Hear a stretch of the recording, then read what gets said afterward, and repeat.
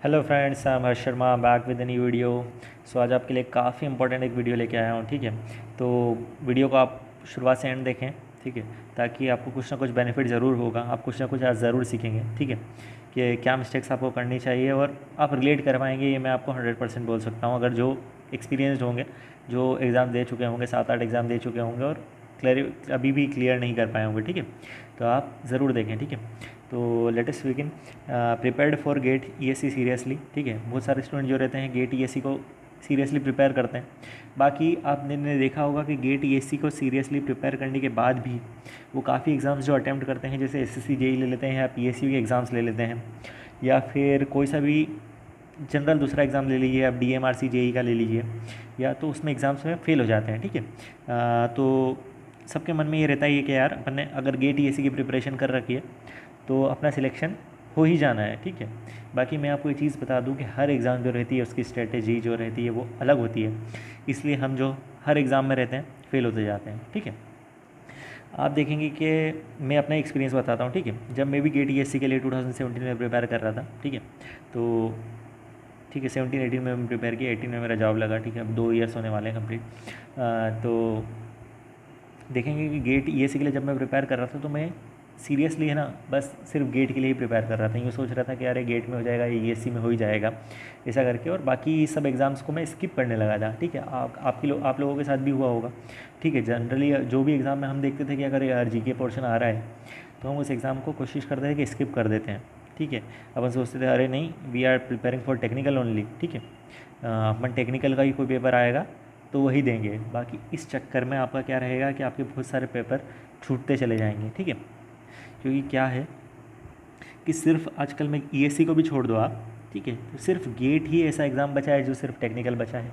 ठीक है, और गेट की आप हालात अभी देख रहे हैं कि कितनी वैकेंसीज़ आ रही हैं, कितनी वैकेंसीज़ नहीं आ रही है। ठीक है, AIR 200 वाला भी जो है वो भी अभी श्योर नहीं है कि उसका PSUs में हो जाएगा। ठीक है, आप भी देख सकते हैं एनटीपीसी की वैकेंसी आई है या फिर किसी भी वैकेंसी आई है। ठीक है, इसलिए आपको एक ऑलराउंड पर्सनैलिटी बनना पड़ेगा। ठीक है, आप ऐसा नहीं कर सकते कि सिर्फ टेक्निकल के भरोसे आप एग्ज़ाम क्वालिफाई कर लेंगे।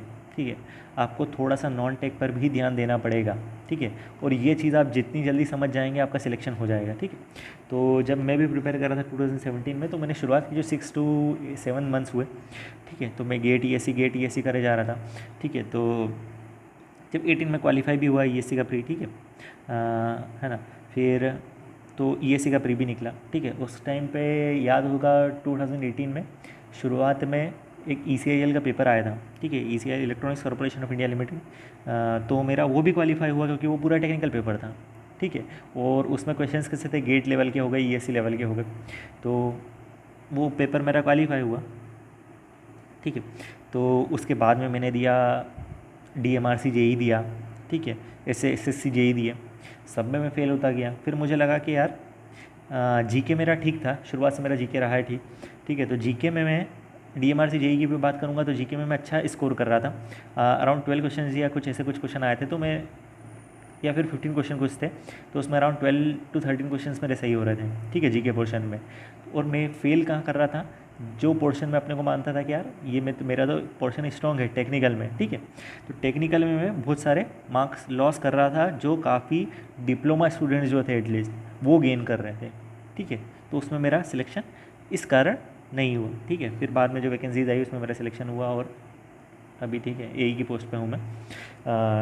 जैसे तैसे तो फिर मेरे को समझ में आया कि सिर्फ टेक्निकल अपन ESC और गेट के भरोसे नहीं रह सकते।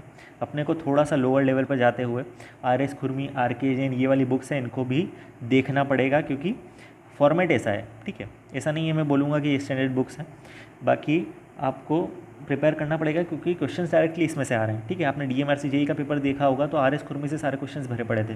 ठीक है, बाकी मेरा सिलेक्शन नहीं हो पाया उसके अंदर। ठीक है, तो ये चीज़ आप जब जान लेंगे कि आपको सिर्फ गेट और ESC के भरोसे नहीं रह सकते हैं, आपको अगर एक वैकेंसी भी आती है तो भी आपको फॉर्म डालना है और उसके लिए कॉम्पीट करना है। इसलिए मैं आपको बोल रहा हूँ कि आप जब भी तैयारी करें तो गेट ESC के क्वेश्चन तो आप कर ही हैं, ESC के साथ में आप RS खुरमी, RK जैन एक बाय कर लें बुक। ठीक है, मैंने भी बाद में बाय करी और सॉल्व करा उसे। ठीक है, तो उसका बेनिफिट मुझे जो अपकमिंग आगे एग्ज़ाम्स थी उसमें ज़रूर मिला। ठीक है, तो यही कंडीशन मैं आपको बताऊंगा कि इसी कंडीशन से आप खुद जो भी एक्सपीरियंस हो गए होंगे, ड्रॉपर्स हो गए होंगे 2 ईयर्स, वो भी ये कंडीशन जान रहे होंगे कि उन्होंने थोड़ा सा लेट ध्यान दिया इन चीज़ों पर, जीके पर लेट ध्यान दिया, ठीक है, जो जेई लेवल के क्वेश्चंस होते हैं उन पर लेट ध्यान दिया, ठीक है, सिर्फ गेट और ईएससी के भरोसे पूरा ईयर निकाल दिया और सिलेक्शन कहीं नहीं हुआ अल्टीमेटली, ठीक है। ठीक है, जैसे मेरी बैच में भी अगर देखेंगे तो मेरे से अच्छा टेक्निकल वाले स्टूडेंट्स भी होंगे, ठीक है, तो बाकी उनका सिलेक्शन नहीं हो पाया क्योंकि वो भी यही था कि सिर्फ टेक्निकल देता हूँ, मैं सिर्फ टेक्निकल पेपर देता हूँ। बाकी आज की कंडीशन जो डिमांड कर रही है, आपको ओवरऑल सब कुछ आना चाहिए, ठीक है। आपको थोड़ा जीके में भी साउंड होना चाहिए क्योंकि टेक्निकल एग्जाम्स का जीके जो रहता है वो इतना टफर नहीं होता है, ठीक है, पीएससी उसको आप लेंगे तो इसलिए मैं आपको बोलता हूँ। इसलिए बिगनर्स के लिए अगर जो भी अभी फाइनल ईयर स्टूडेंट्स हैं या फिर एक आध साल ड्रॉप हो गया है, उनके लिए मैं अभी आपको बता देता हूँ, ठीक है। आप ज़रूर इन चीज़ों पर फोकस कीजिए, ठीक है। आपको देखेंगे कि आपने जब मैंने पेपर दिए जेई लेवल के एग्जाम्स में तो उसमें क्वेश्चंस आते थे वॉल टाइम डायग्राम के, ठीक है, वॉल टाइमिंग डायग्राम के क्वेश्चंस आए, तो मुझे यही नहीं पता था कि कितने डिग्रीज पर वॉल खुलता है, पहले खुलता है टीडीसी के बाद में खुलता है, ठीक है। तो ऐसे क्वेश्चंस काफ़ी एग्जाम्स में आपको मिलते हैं, ठीक है। कास्टिंग इक्विपमेंट्स का क्वेश्चन आया था उस टाइम, ठीक है। कास्टिंग इक्विपमेंट्स मतलब स्वैब होता है तो इसका क्या यूज़ होता है, मॉइस्चरिंग अराउंड द कॉर्नर्स होता है, ठीक है, अब तो मेरे को याद है। बाकी ये मेरे को उस टाइम इसका जो फंक्शन है वो नहीं पता था, ठीक है।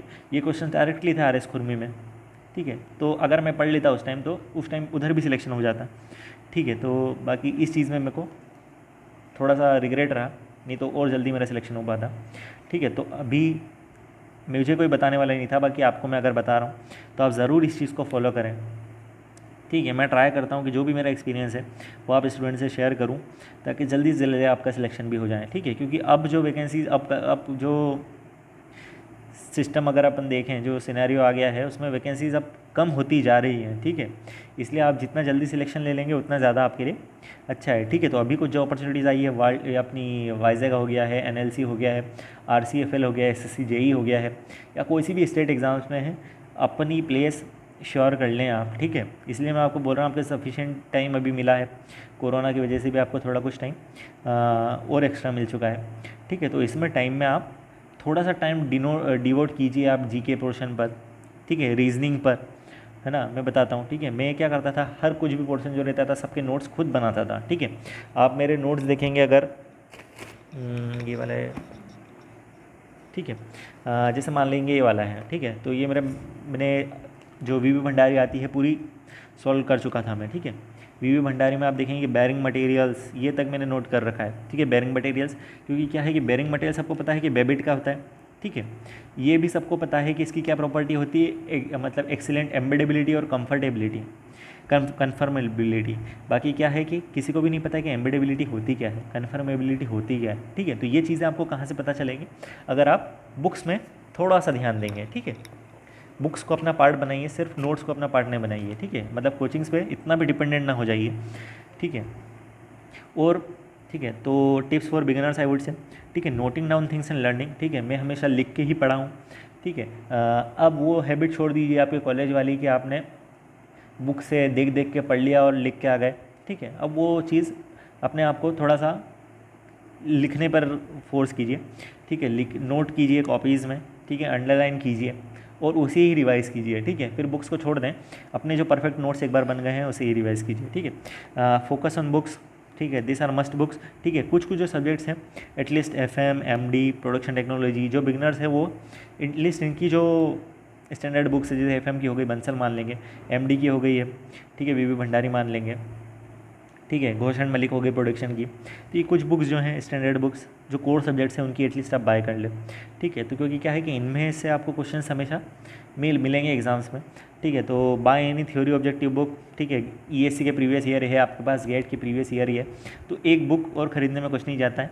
इनमें से कोई सी भी एक बुक बाय कर लें, आईआरएस स्कोर में आरके जैन, जैसे ही आप पोर्शन कंप्लीट करें इनके भी क्वेश्चन एक बार देख लें, ठीक है। और जो पोर्शन आपको नहीं आता है एक बार बुक से रेफ़र कर लें उनको टॉपिक्स को, ठीक है। जैसे वॉल टाइमिंग है तो वॉल टाइमिंग का एक बार बना लें, ठीक है, बुक में देख के कितने डिग्री पर खुलता है, मैंने वीडियो भी बना रखा है उसका, आप ज़रूर देखें, ठीक है।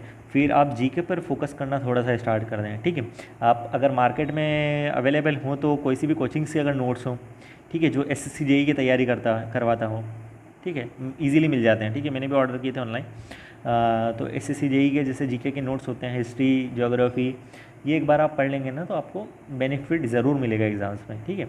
और टेक्निकल आप पढ़ के इतना बोर हो चुके होंगे ना कि आपको मज़ा भी आएगा नॉन टेक पढ़ने में, ये मैं आपको बोल सकता हूँ, ठीक है। मुझे इंटरेस्ट आता है, आपको भी आएगा, ठीक है। फिर gain experience from exams you attempt, ठीक है।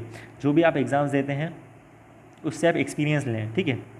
जैसे मान लें कि आपको एग्ज़ाम्स में एक क्वेश्चन आ गया था वॉल टाइमिंग डायग्राम से, ठीक है। तो इस एग्ज़ाम में आप अटेम्प्ट नहीं कर पाए उसको, तो आप क्या करें, घर जाके उसको पूरा सर्च करें, ठीक है। वो पेज आपके जो नोट्स है उसमें ऐड कर लें, ठीक है। मतलब स्टिक कर दीजिए उसे आपके नोट्स में, ताकि आप नेक्स्ट टाइम अगर वो एग्ज़ाम में उस टॉपिक से क्वेश्चन आता है तो आप इजीली अटेम्प्ट कर पाएँ, ठीक है। ये चीज़ आप अगर जब तक करते जाएंगे तो आपके जो नोट्स हैं वो अपडेट होते जाएंगे, और आने वाली जो एग्ज़ाम्स हैं उसमें आपको बेनिफिट ज़रूर मिलेगा, ठीक है। तो ये मेरी जो टिप्स थी बिगनर्स के लिए क्या क्या है, ठीक है। फिर अभी RCFL के लिए जो टेक्निकल पोर्शन के लिए काफ़ी स्टूडेंट्स मुझसे पूछ रहे हैं कि कैसे प्रिपेयर करें सर, तो मैं बताऊंगा आपको ज़रूर, ठीक है। तो उसके लिए एक वीडियो नेक्स्ट बनाऊंगा, तो मिलते हैं नेक्स्ट वीडियो में। होप यू मतलब आप रिलेट कर पाए होंगे, ठीक है। जो भी एक्सपीरियंस था मैंने आपको बिल्कुल शेयर किया है, ठीक है। होप आप अगर चैनल को सब्सक्राइब नहीं किया तो चैनल को पहले सब्सक्राइब कर लें। तो मिलते हैं नेक्स्ट वीडियो में। Thank you, have a nice day.